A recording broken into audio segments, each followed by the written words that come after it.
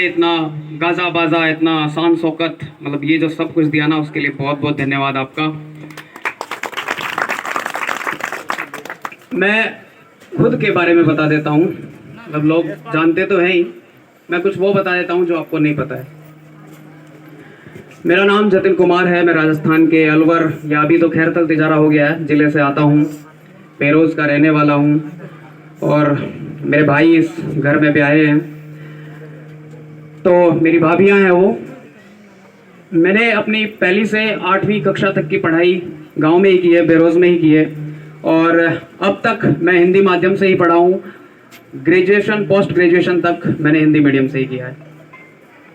9वीं 10वीं मैंने आदर्श विद्या मंदिर खैरथल से किया है। इसके बाद 11th 12th मैंने गुरु कृपा कैरियर इंस्टीट्यूट अलवर से किया है। ग्रेजुएशन मेरी आरआर कॉलेज से हुई है, केमिस्ट्री ऑनर्स से। इसके बाद पीजी मेरी मत्स्य यूनिवर्सिटी से हुई है, नॉन कॉलेज से। 2017 में मेरी नौकरी लग चुकी थी Bharatiya Khadya Nigam food corporation of India FCI में। मैं वहाँ पर असिस्टेंट के पद पर काम कर रहा था। मैंने 2017 से 2022 5 साल तक वहाँ पर काम किया। देखिए, मतलब मुझे कहना चाहिए कि नहीं कहना चाहिए पता नहीं, मेरे घर वाले भी बैठे हैं। मैं कुछ दिन पहले एक कार्यक्रम में था, तो एक इंटरव्यूअर ने मुझसे पूछा कि यार आप तो एक हरे भरे पूरे अच्छे मतलब परिवार से आते हैं, आपके पिता हेडमास्टर हैं, आपका बड़ा भाई एयरफोर्स में है, तो मतलब आपके लिए तो सब आसान रहा होगा। मैंने उनसे एक चीज़ कही, देखो तुम्हें वो दिख रहा है जो है, तुम वो देखो ना जो 10 साल पहले थे हम। मतलब वो परिस्थितियां देखो जब 10 साल पहले हम निकल के गए थे, जो झेला है हमने, जो किया है हमने, वो संघर्ष तो देखो। मतलब ठीक है, आज हालात ठीक हैं, आज अच्छी नौकरी है, और अब जो दे दिया वो भगवान ने इतना छप्पर फाड़ के दे दिया जिसकी उम्मीद भी मतलब बहुत कम लोगों को होती है कि यार मैं एक दिन आईएएस बनूंगा, आईपीएस बनूंगा।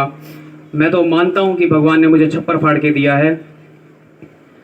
17 में नौकरी लगने के बाद एफसीआई में मैंने काम किया, नोएडा में मेरी पोस्टिंग रही, मैं 5 साल वहाँ पर था। कोविड के बाद 2021 के लगभग मुझे और मेरे परिवार वालों को, भाई को ये लगा कि यार यूपीएससी की तैयारी करनी चाहिए। देखो घर वाले, मैं मतलब शुरू से थोड़ा इंटेलिजेंट रहा हूँ, तो घर वालों को ये था कि यार ये एग्ज़ाम वो है जो ये क्रैक कर सकता है, और हालात तभी बदलते हैं जब आप किसी ऊंचे पद को प्राप्त करते हैं। तो घर वाले चाहते थे कि मैं कलेक्टर बनूं, लेकिन मेरी इच्छा 2021 में हुई। तब मैंने सोचा कि यार एफसीआई से मुझे रिटायर नहीं होना है। एफसीआई में ठीक है, मैंने 2-4 साल निकाल लिए। मतलब कई बार तो लोग ये कहते हैं कि यार तेरे को तैयारी करनी थी तो पहले से कर लेता। मैं कहता हूँ कि जो होता है ना किस्मत में, जो बहुत अच्छा होता है, क्या पता मैं एफसीआई में नौकरी नहीं करता, नौकरी नहीं लगता तो मैं आईएएस नहीं बनता। मेरी जो सोच थी एफसीआई में जाने के बाद बदली 2021 में। मैंने देखा कि यार सब कॉपी पेस्ट का काम है, यहाँ पे कुछ इज्जत नहीं है, कुछ मतलब ठीक है वहाँ पर पैसा अच्छा मिल रहा था, सब कुछ ठीक था, लेकिन वो था ना कि यार कुछ अगर लोगों के लिए अच्छा करना है, अपने समाज के लिए अच्छा करना है, अपने घर वालों की इज्जत बढ़ानी है, तो कुछ अच्छा करना पड़ेगा, इससे काम चलेगा नहीं। तब मैंने सोचा कि यार अब यूपीएससी की तैयारी करते हैं। 2022 में मैंने अपना अटेम्प्ट दिया, मैं प्रीलिम्स में फेल हो गया 5 नंबर से। तब वही सब होता है, मतलब मन में एक वहम सा आ जाता है कि यार यूपीएससी तो बहुत बड़ी परीक्षा है ना, मैं कैसे निकाल पाऊंगा। तो वो वहम भी आया, मैं टूटा भी, मुझे मतलब डर भी लगा कि यार नहीं हुआ तो फिर एक घर वालों का सपोर्ट होता है। मैं मानता हूँ कि मतलब ये परीक्षा वो है ना जिसमें आप केवल अपनी मेहनत से पास नहीं हो सकते, बहुत सारी चीजें होती है जो काम करती है। 2022 में मेरे घर वालों ने, मेरे भाई ने, सब ने ये सजेस्ट किया कि यार देख तैयारी करनी है ना तो फुल फ्लेज कर, 24 घंटे कर, नौकरी छोड़ के कर। देखिए हमारे गांव में मैं हर जगह एक चीज कहता हूँ कि यार नौकरी लगना बहुत बड़ी चीज है, और नौकरी छोड़ना तो पता ही नहीं क्या महाभारत करके आया है। लोग कहते हैं कि ये बावड़ा हो गया छोरा, नौकरी छोड़ के आ गया, नौकरी मिलती नहीं है किसी को। तो मैंने 2022 में नौकरी छोड़ी। नौकरी छोड़ने के बाद मैंने फुल फ्लेज तैयारी स्टार्ट करी। 24 घंटे मैं एक ऐसी परीक्षा की तैयारी कर रहा था जिसमें रिस्क था, जिसमें ये था कि यार नहीं हुआ तो जिसमें ये था कि यार मैं एक ऐसी नौकरी छोड़ के आ रहा हूँ, मतलब एक अच्छी तनख्वाह छोड़ के आ रहा हूँ, और फिर अगर नहीं हुआ तो लोग बातें बनाएंगे कि बहुत उस समय तो तुर्रम खा बन रहा था कि यार मैं नौकरी छोड़ दूंगा, मैं ये कर दूंगा, वो कर दूंगा।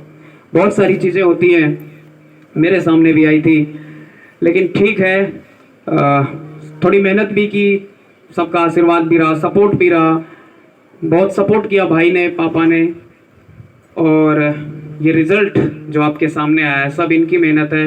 मेरा तो देखो, इंसान मैंने अगर पढ़ाई करी है तो मैं पढ़ाई कर सकता हूँ, लेकिन बैक एंड पे जो सपोर्ट होता है ना वो दिखता नहीं है। मैं कह रहा हूँ इस चीज़ को कि मेरे अकेले की मेहनत नहीं है, ये कभी नहीं है मेरे अकेले की मेहनत, बहुत लोगों का सपोर्ट है। उन सब के सपोर्ट से ये मुकाम हासिल किया है। AIR 364 मैंने हासिल किया है, और एक कलेक्टर के रूप में अब मैं काम करूँगा। 1-2 महीने बाद जब मैं ट्रेनिंग पे जाऊँगा, उसके बाद ट्रेनिंग होगी, 1-1.5 साल बाद पोस्टिंग होगी, तब कहीं जाकर एक कलेक्टर बनूँगा। तो यूपीएससी की प्रक्रिया जो है मैं बता देता हूँ, शायद बहुत लोगों को पता हो, शायद कुछ को नहीं पता हो, मैं बता देता हूँ। यूपीएससी में 3 लेवल होते हैं, प्रीलिम्स, मेंस और इंटरव्यू। प्रीलिम्स में OMR सीट भरनी पड़ती है, GS और CSET के 2 पेपर होते हैं।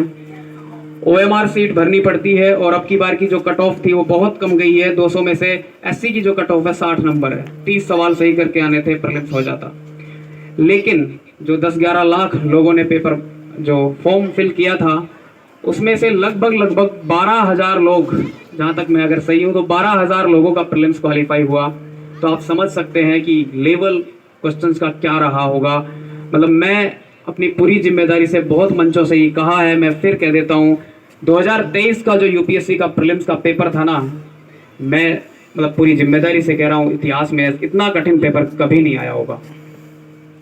फिर प्रीलिम्स पास करने के बाद देखो, मैं एक चीज़ क्लियर कर दूं, मैंने कहीं से कोचिंग नहीं करी है, मैंने खुद से किया है। जो पढ़ाई करी है, जो नोट्स बनाए हैं, सब खुद से किया है, किसी कोचिंग से कोई पढ़ाई नहीं करी। प्रीलिम्स के रिजल्ट के बाद मेंस की तैयारी करनी थी मुझे। मेंस की तैयारी में सब हाथ से लिखना पड़ता है, सब्जेक्टिव पेपर होते हैं, तो 7 पेपर होते हैं, और इसके अलावा हिंदी इंग्लिश के मतलब टोटल 9 पेपर हो जाते हैं। देखिए, यूपीएससी मेंस ना बच्चों का खेल नहीं है। मतलब हम जो सोचते हैं ना कि ये हिमालय कहाँ पर, ऐसे सवाल नहीं आते हैं। उसमें बहुत दिमाग लगाना पड़ता है, बहुत चीज़ें सोचनी पड़ती हैं, तब कहीं जाकर आंसर लिखा जाता है पूरा। मेरे साथ किसी का गाइडेंस नहीं था, मैं अकेला था, मैं भिवाड़ी में रह रहा था, मैं कभी दिल्ली नहीं गया। मैंने 2.5 साल 2022 से मैं भिवाड़ी में रह रहा हूँ, और आसियाना टाउन में मैं रहता था, वहीं पे मैंने सारी तैयारी करी है, कोई कोचिंग नहीं करी। मेंस के टाइम पर दृष्टि में उन्होंने ये कहा था कि यार तुम्हारा प्रीलिम्स क्लियर हो गया है, तुम हिंदी मीडियम से हो, हम तुम्हें सपोर्ट कर रहे हैं। तो मुझे किसी कोचिंग की बुराई नहीं करनी चाहिए, लेकिन मैं वहाँ केवल 5 दिन रहा था दिल्ली में। 6ठे दिन मैंने कह दिया कि यार मुझसे नहीं होगा दिल्ली में रह के ना, तो मैं 6ठे दिन अपने घर आ गया था, भिवाड़ी आ गया था। फिर मैंने पूरा सब कुछ यहीं से किया, पूरी तैयारी यहीं से की, मैंने आंसर यहीं से लिखे। और यूपीएससी के जो आंसर लिखे जाते हैं ना, वो मतलब मैं आपको बता दूं कि पता नहीं आप में से कितनों को पता है, हाथ टूटते हैं उसमें, सच में हाथ टूटते हैं। 3 घंटे बिना रुके आपको लिखना पड़ता है, और 2 घंटे के रेस्ट के बाद 3 घंटे दोबारा लिखना पड़ता है। एक दिन में 2 पेपर होते हैं, 6 घंटे आपको हाथ तुड़वाना है, और उस 6 घंटे हाथ तुड़वाने के लिए कम से कम 1 महीने आपको घर पर प्रैक्टिस करनी पड़ती है, तब हाथों में दर्द होता है। मैंने वो झेला है। देखिए, परिस्थितियां मतलब कई बार हिंदी मीडियम के लिए तो और भी ज़्यादा खतरनाक है। खतरनाक इन द सेंस कि नोट्स नहीं मिलते हैं, कोई अच्छा टीचर नहीं मिल पाता है, कोई अच्छा मेंटोर नहीं मिल पाता है। और मैंने तो खुद से किया है, मैंने सारी तैयारी खुद से की है। मैंने कोचिंग में, जिस कोचिंग में मतलब मैं दृष्टि में, एडमिशन तो खैर नहीं था मेरा, पर मेरी कॉपी वहाँ पर चेक होती थी, क्योंकि वो फ्री में करते थे। देखो, मैं सीधी बात कहता हूँ, मैंने वहाँ पैसा नहीं दिया था, वो फ्री में करवा रहे थे, इसलिए मैं कर रहा था। मेरे को कोई ऐसी ज़रूरत नहीं थी कि मुझे यहीं से करना है। मेरी कॉपी वहाँ से चेक होती थी, लेकिन ये भी मैं पूरी जिम्मेदारी से कह रहा हूँ कि वहाँ 2-4 कॉपियाँ चेक करवाने के बाद मुझे ये पता लग गया था कि यार ये टाइम पास ही कर रहे हैं, देखना मुझी को है। तो मैंने ज़्यादा ध्यान उस पर कभी दिया नहीं। मैंने जितने भी आंसर लिखे खुद से चेक किए, खुद से ये देखा कि कहाँ कमी है। यूपीएससी में ना एक एक नंबर का बहुत बड़ा खेल होता है, आधा नंबर, एक नंबर, इन्हीं से सब कुछ चलता है। मैंने खुद से चेक किया सब कुछ, मैंने देखा कि यार कहाँ कमी है, क्या मैं इसमें इम्प्रूव कर दूं कि मेरे 3 नंबर से 4 हो जाएं, 4 से 5 हो जाएं, क्या इम्प्रूव कर दूं, वो मैंने देखा। फिर जब मेंस देने गए तो मतलब हिंदी मीडियम वालों के लिए एक दिक्कत ये भी होती है कि उनका कभी पेपर कंप्लीट नहीं होता यूपीएससी का। मेरा भी नहीं हो, मतलब यहाँ पे जब मैं प्रैक्टिस कर रहा था घर पे तो मेरा भी नहीं होता था। लेकिन मैंने इतना लिखा कि मैंने एट द मतलब एग्ज़ाम टाइम में मेरे पेपर 15 मिनट पहले मैंने कंप्लीट कर लिए। मतलब एक भी पेपर ऐसा नहीं था मेरा जो मैंने 15 मिनट पहले कंप्लीट नहीं किया हुआ। कई बार बच्चे पूछते हैं कि मतलब लिखते कैसे हैं, क्या लिखें और कितनी स्पीड से लिखें। मैंने जब घर पे पेपर लिखा यूपीएससी का तो 4.5 घंटे में मैंने कंप्लीट किया। 3 घंटे का टाइम मिलता है, मेरे 4.5 घंटे लगे। लेकिन उस 4.5 घंटे को मैंने 1 महीना डेली लिख करके 2 घंटे 45 मिनट में कन्वर्ट कर दिया। क्योंकि आपकी स्पीड मायने रखती है यूपीएससी में, आप कितनी तेजी से लिखते हैं वो मायने रखता है। तो मेरे सारे पेपर टाइम से कंप्लीट हुए। मेरा एक भी क्वेश्चन मतलब मुझे नहीं लगता ऐसा हुआ हो जो मतलब ठीक ठाक नहीं हुआ हो। बहुत सारे जब एस्पिरेंट बाहर आ रहे थे मेंस का पेपर दे गए तो मैंने कईयों के मुंह से सुना कि पेपर छूट गया। छूटता है लोगों का, जो प्रैक्टिस नहीं करते, जो टाइम नहीं दे पाते, उनका पेपर छूटता है यूपीएससी का। और आप समझ लीजिए इस चीज़ को, एक क्वेश्चन अगर 10 नंबर का है तो आप कितना पीछे रह रहे हैं। एक पेपर में अगर एक क्वेश्चन भी छूट रहा है तो आपका 70 नंबर का पेपर छूटता है। और 70 नंबर से तो यूपीएससी पूरी मेरिट बनती है 70 नंबर पे। तो मेंस के टाइम पे मुझे ये विश्वास हो गया था, जब मेरे सारे पेपर कंप्लीट हो गए मुझे ये विश्वास हो गया था कि पेपर अच्छे हुए हैं, इंटरव्यू कॉल हो जाएगा। तो इंटरव्यू कॉल हो गया। शायद 8 दिसंबर को रिजल्ट आया था। मैं यहाँ शादी में आया था किसी में, उसके 2-3 दिन बाद रिजल्ट आ गया था। तो मेरा इंटरव्यू कॉल हो गया था। अब फिर मेरे सामने वही समस्या थी कि मैं क्या करूं, मतलब इंटरव्यू के लिए किसके साथ तैयारी करूं, कौन मुझे समझाएगा कि कैसे इंटरव्यू देते हैं। तो मैंने खुद से तैयारी करी, वो भी मैंने खुद से ही किया। फिर मैंने 2-4 जगह मॉक लगाए खुद के। मैं 5 जगह मॉक दे के आया था। मैं बता देता हूँ, दृष्टि में मैंने दिया था, राव आईएएस में मैंने दिया था, खान आईएएस में मैंने दिया था, स्टडी IQ में मैंने दिया था, और एक कोचिंग और थी GS स्कोर में दिया था।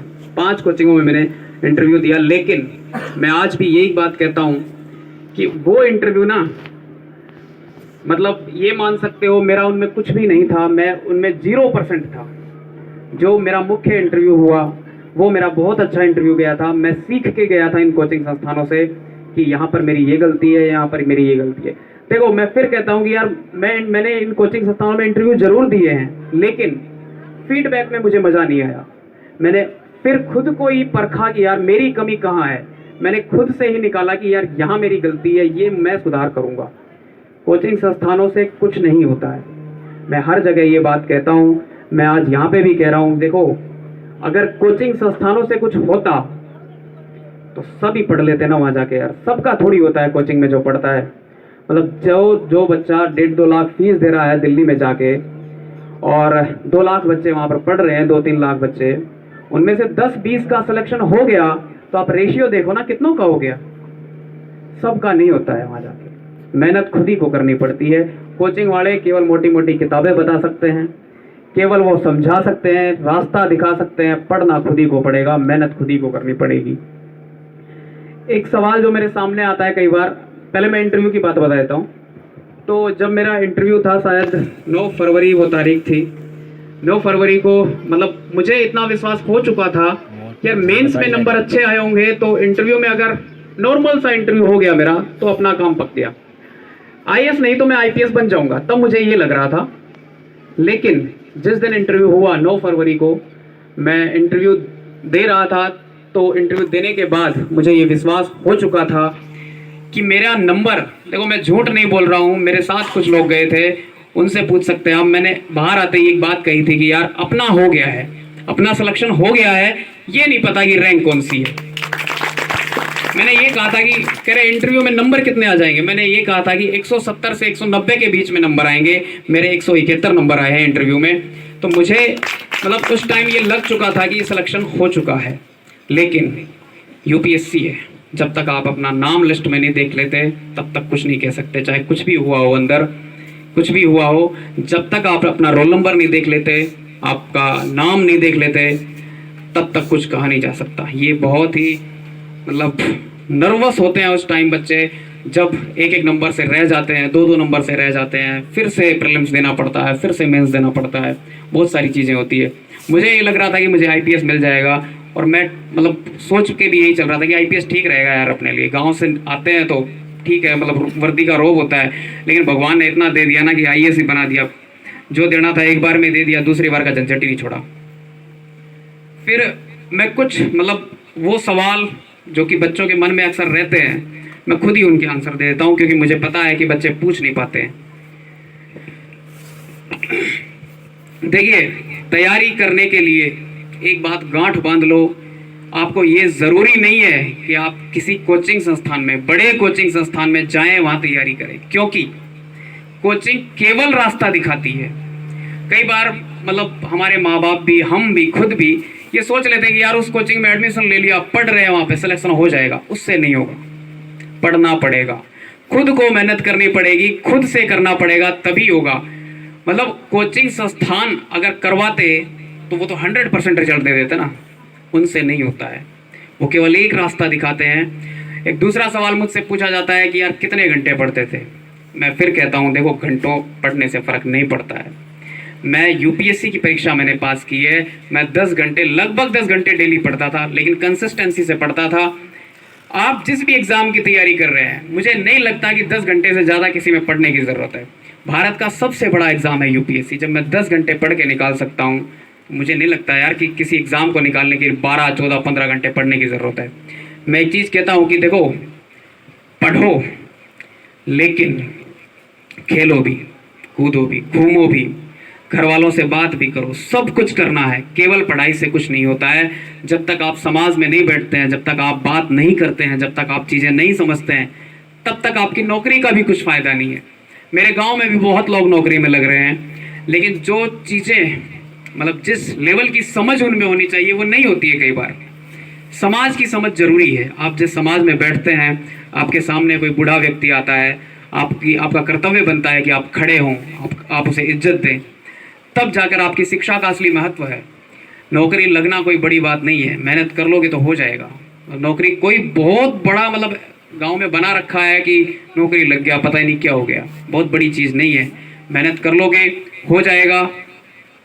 एक सवाल मुझसे ये भी पूछा जाता है कि यार तुम्हारे नोट्स दे दो, मैं भी तैयारी कर रहा हूँ यूपीएससी की। देखिए, मैं एक ही जवाब देता हूँ हर जगह, मेरे नोट से अगर किसी का होता तो मैं तो सबको बांट देता ना, पूरे जोजाका को कलेक्टर बना देता। मेरे नोट से नहीं होगा, मेरे नोट से मेरा हो गया, आपका नहीं होगा। आपको अपने नोट्स बनाने हैं, आपको अपनी मेहनत करनी है, आपको अपना रास्ता बनाना है। मैं या कोई भी एक रास्ता दिखा देगा आपको कि यार इधर मत जा, इधर बहुत लंबा संघर्ष है, इधर से चला जा, इधर रास्ता साफ है, वही बता सकते हैं।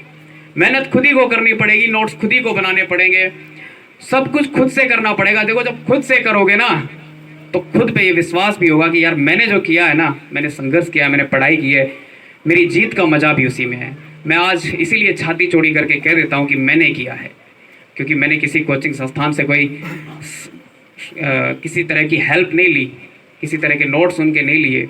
मैंने खुद से पढ़ाई करी है, खुद से मेहनत करी है। और कोई सवाल हो तो कोई पूछ सकता है, मुझे तो ये 2-3 ही याद आ रहे हैं।